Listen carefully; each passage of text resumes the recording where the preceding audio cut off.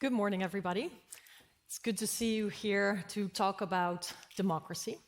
And that is not a given where we are today. When I was writing a book about the outsized power of tech companies and how they were taking away agency, decision-making opportunities, access to information from democratically elected and accountable leaders, in conversations with my publisher about what title the book should have, the publisher said, I would recommend that you don't use the word democracy in the title of your book because it doesn't sell.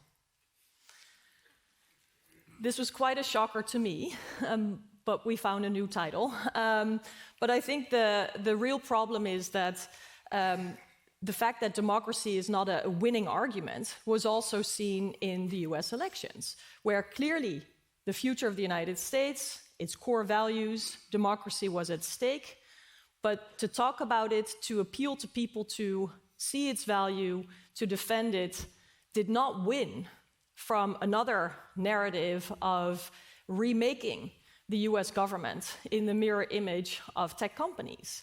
At least it was not a breaking point for voters to take that approach, and here we are, with tech CEOs sitting in the front row of the US presidential inauguration, remaking, or basically tearing down to build up, the US government in a mirror image of a tech company with a CEO king as an ideal, with the notion that freedom and democracy are not compatible anymore, but without the kind of mandate, accountability, and transparency that typically comes with leading a governmental office.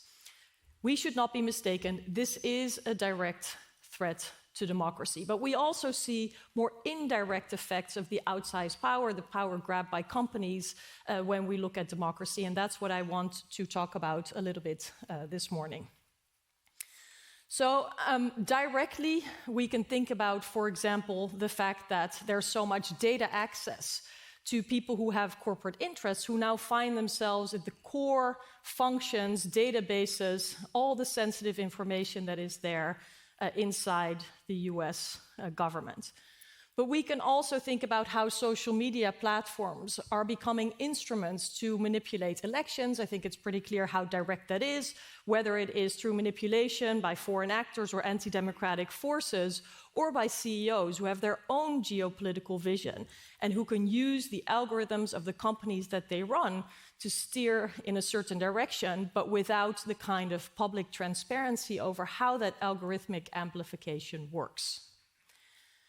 But let's also think about perhaps less visible or less direct ways in which democracy suffers when technology companies have enormous power. I've spent more time than I ever wished I would of my life thinking about spyware, the kind of software that can enter into people's devices, laptops, phones, without the victim knowing or having to do something quote-unquote wrong. You don't even have to click a phishing link or open an infected attachment. This spyware can enter into people's devices, turn on microphones, turn on cameras, look at photos and communications and contacts. And of course, this is a huge invasion of the right to privacy, but also of source protection of journalists. So the de facto power that companies have when they put this kind of technology into the market, an intelligence gathering capability for anyone who can afford it, is enormous and undermines core principles of our rule of law-based system. Or when we think about equal treatment, non-discrimination, a core pillar of the constitutions of most democratic societies. Yet we have artificial intelligence, facial recognition tools that discriminate. We know this, and still they're being placed on the market. So there are direct and less direct ways in which we see companies taking power, hurting and eroding democracy and the rule of law. Now, perhaps a more blatant way in which this happens is market power. And I would like to invite you to think about how big tech really is.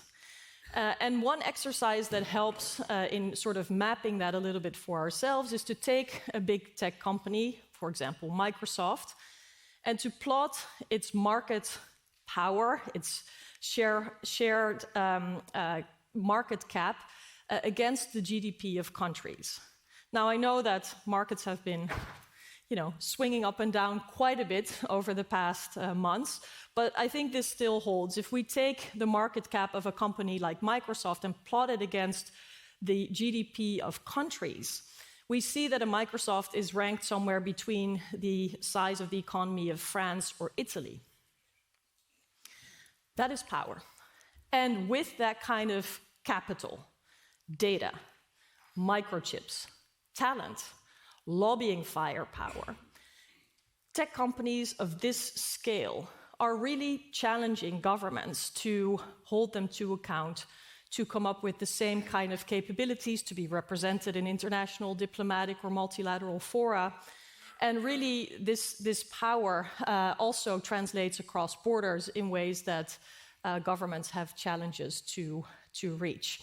So I think it's just another way to think about the indirect ways in which tech companies are challenging our public institutions in their abilities, in their ways to shape agendas and positions into their own preferences. Another trend that I've observed in my research is how confrontational, deceptive, and intransparent tech companies are in their dealings with governments.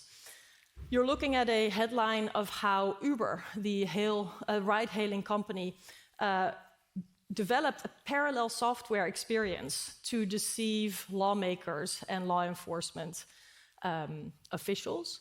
But we can also think about data centers, a hot topic in a country like Denmark as well. Cooler, democratically stable countries are popular destinations for data centers that all tech companies need. But when they bid for contracts for renewable energy or land use or water use, they often do so without revealing their true identity. So in the Netherlands, there was an ambition of Meta to build a hyperscale data center, but they were pitching this proposal not as Meta, but as Polder Networks. And only at the 11th hour did the local county representatives that had to vote whether they wanted this hyperscale data center in their local municipality, only at the 11th hour did they find out that they were dealing with Meta across the table. And this is not a one-off. I don't want to single out this one particular company because it's actually a trend throughout the tech sector that there is a shielding of the identity when they're dealing with pitching for licenses for energy or data centers. And that just doesn't work well if you want to think about democratic oversight, a fair public debate about what is desirable in the use of public resources, rare resources. And I think it's another way in which we see tech companies quite confrontational, deceptive vis-a-vis democratic processes. And all in all, this adds up to a picture of big corporations adding more and more like sovereign entities of their own. Perhaps this is illustrated most clearly when we look at satellites, where we have companies that have access to an agency over technologies that are key for communications, for military operations, but that have a deep impact on another public space, near Earth orbit, space. And the impact for such core state tasks as defense or intelligence gathering are significant, yet this has entirely been outsourced to companies that may have their own geopolitical agendas. For example, views of what the war of aggression of Russia in Ukraine means and who should or should not have access to this high-impact tech capabilities. But we can also think about undersea data cables that are of crucial geopolitical interest these days, but where there are key questions about who should defend them, who has access to the data, and what responsibilities lie with public institutions or private actors. Now, the power grab by tech companies has deep impact on democracy. It is not just a competition or battle anymore between democratic and authoritarian systems. We should also worry about how the privatization of everything digital in our lives erodes democracy and at times directly attacks it. Now, I don't want to leave you feeling depressed on this morning because I do think that there is now clarity about what is happening. For a long time, the more invisible ways in which power was leaking and being grabbed by companies did not really create a sense of urgency that we see now, where people have an appreciation for the fact that, having billionaires deciding on domestic or foreign policy in the United States with huge conflicts of interest may just not be good for democracy.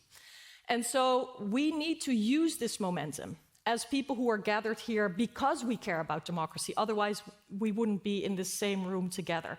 Use this momentum and avoid just talking about defense, however important that is. Avoid talking about innovation and competitiveness on the part of the EU, for example, however important that may be. But to keep talking about why democracy is at stake here. And even if people say it doesn't sell, or if people say it won't win votes, perhaps the fact that the scarcity and the threat under which democracy now is, including by the power grab, the tech coup that we see happening, will lead to a new appreciation for how important democracy really is. And I hope to count you on that side, even if we have to swim against the current. Thank you very much.